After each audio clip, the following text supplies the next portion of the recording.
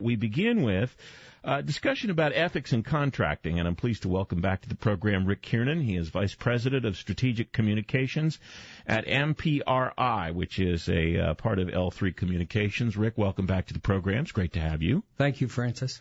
When you were on the program the last time, which was back when we were in our little closet studios over on the other side of the hall, we talked about ethics a little bit. We kind of touched on it and made an arrangement to follow up on it with this discussion.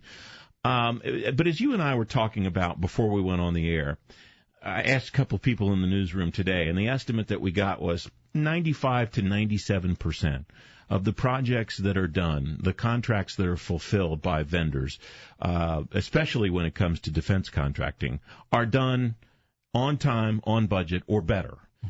And we only read about and hear reporting about and see information on TV about those 3% that aren't up to snuff.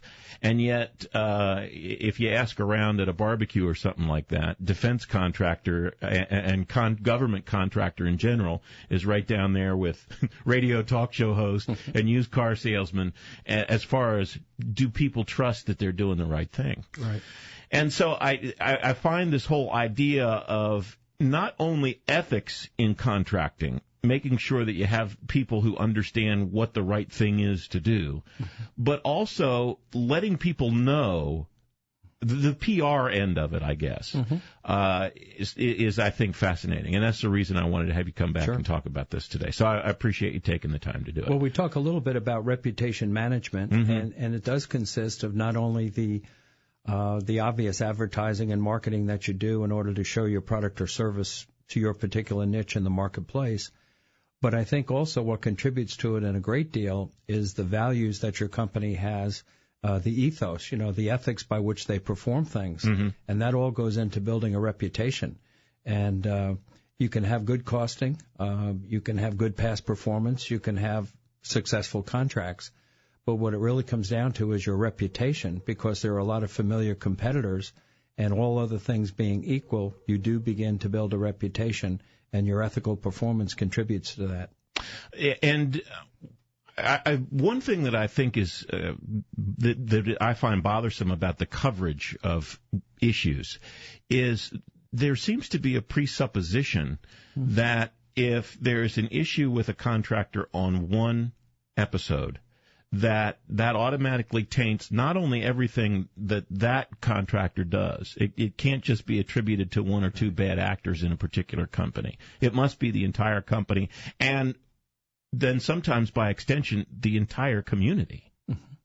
No, you're exactly right. And in our particular company, when we read the business section or even the A section, if there is another competitor or someone else who has had a problem, in a contract failure, we take no joy and no glee, because a lot of times everyone gets painted with the same brush. And so therefore it even helps us reinforce that our performance has to be above the board. And we have a lot of international contracts, so it's a very decentralized operation. So we put a lot of trust and confidence into our program managers. And these are the men and women that are not here in Old Town, but they're overseas in about 42 different countries.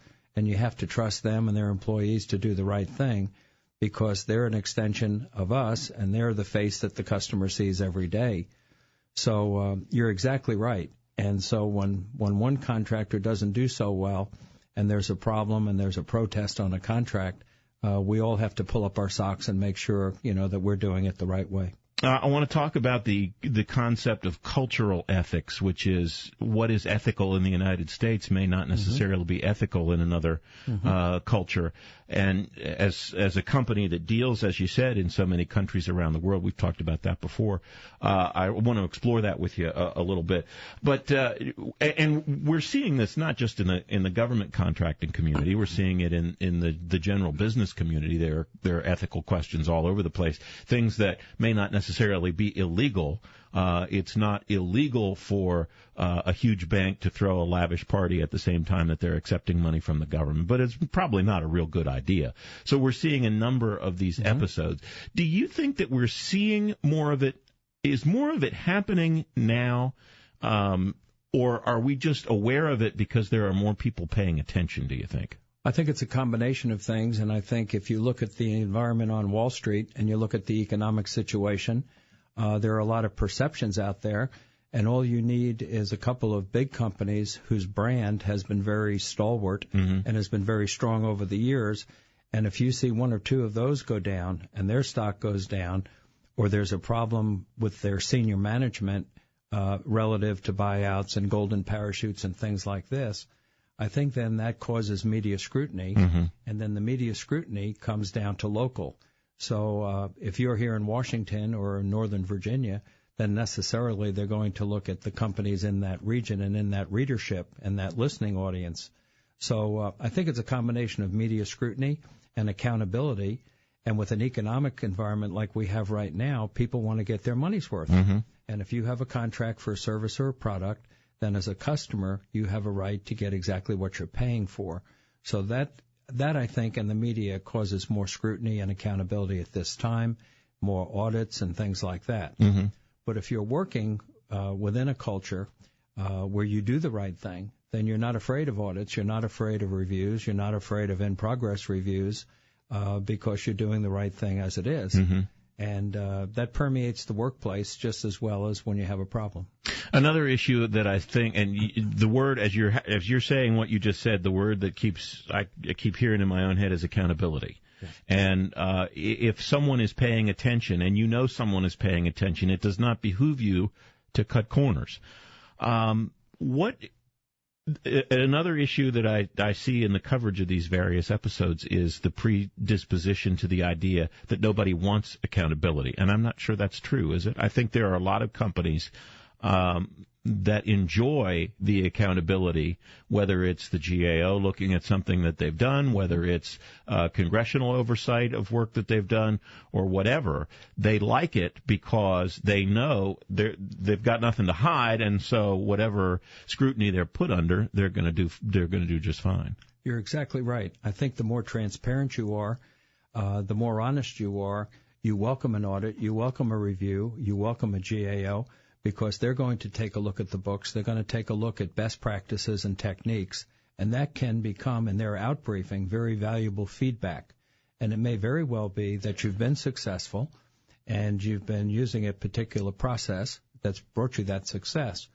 But when you have these reviews, it makes you step back and you can find even better efficiencies and you can work even more effectively.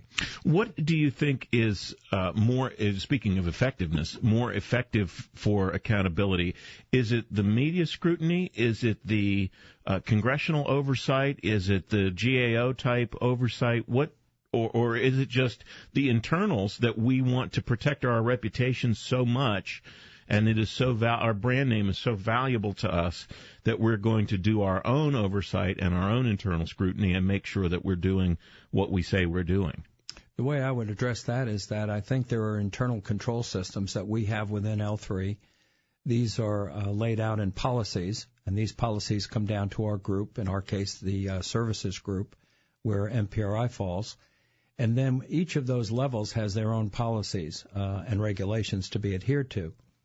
But beyond that, the operation and implementation of the system, if you have someone coming in from the outside to check your policies, whether it's Sarbanes and SOX or whatever it may be, it's just another good double check for you.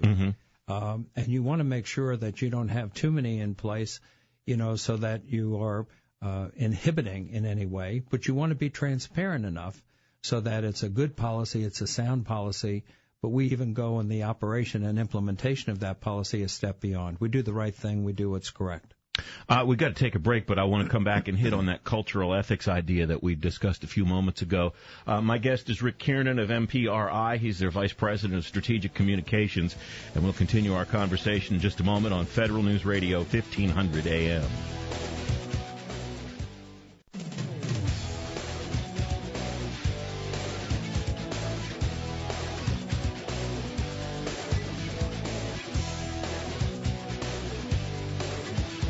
We're back on Federal News Radio, 1500 AM. We're talking about ethics in the workplace, and especially in the contracting workplace, with Rick Kiernan Vice President of Strategic Communications for MPRI, and thank you very much for being here with me. I appreciate your time. We were talking before about cultural ethics, and your company works in how many countries around the world? 42 countries at this time. Okay, so you've got essentially 42 different sets of ethics guidelines you have to go by.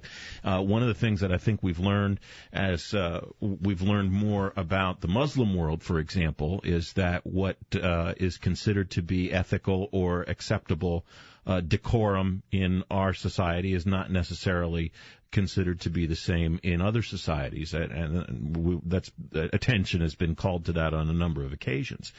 How does a company deal with the idea that they have to train people potentially in all these various things, and how do you get staff to remember all that when I go here, this is okay, but if I'm assigned to this job, the same thing might not be acceptable? Well, we do it in a couple of ways. One of the fortunate things about MPRI is that in our early days, our roots were from the former military or retired military community. And at that time, a good portion of our employees had served overseas, either in Europe or perhaps in Vietnam and in the Orient, etc. So there was some awareness and appreciation for what it was like to live in a different country besides the United States. Then as we began to grow and became more diverse in our own workforce, as we began to get contracts, let's say in law enforcement training or police training in different countries, what we do is we spend a good amount of time on an orientation, and we make sure that we spend time on the cultural awareness, the cultural sensitivities of that particular region. The other way that we assist our employees before they do deploy over is we bring them in, and we also have to look at the customers, so that we may have as a customer the Department of State, or we may have Department of Justice. And so within the customer's organization as well, they also have cultural experts that we're allowed to draw upon. So there's a pretty good and thorough orientation given before they deploy overseas. Mm-hmm. But also, once you get on the ground, though, the proof is in the pudding, and it's in the daily performance of living and working in a foreign country. So in some cases, you may live on a compound or in a safe house, but you also have that daily interaction with the populace and with the local folks. So you have to be aware and be sensitive to that. And I think we've done very well so far because we have a good appreciation for that. And the world is getting smaller, so it is more global. And I don't think Americans are as egocentric as they used to be. All right, there are a million more things here I'd like to ask you about this, and I'm up against the clock. So, of course, what I'm going to have to do is ask you to come back again, and we'll continue this conversation. But I wanted to ask you about where you're headed after you leave here, because I read about this morning, and I think it's very interesting. Well, I think it's a good segue into what we just discussed, which was cultural appreciation. Periodically, I spend time with our friends at the Foreign Press Center here in Washington in the National Press Building. And I think that's important because as the spokesperson, I have opportunity to interface with different international journalists. And so the more I get to know of their habits and their cultures and their requirements, then the more responsive I can be to their needs. Then the more responsive I can be to their needs. Then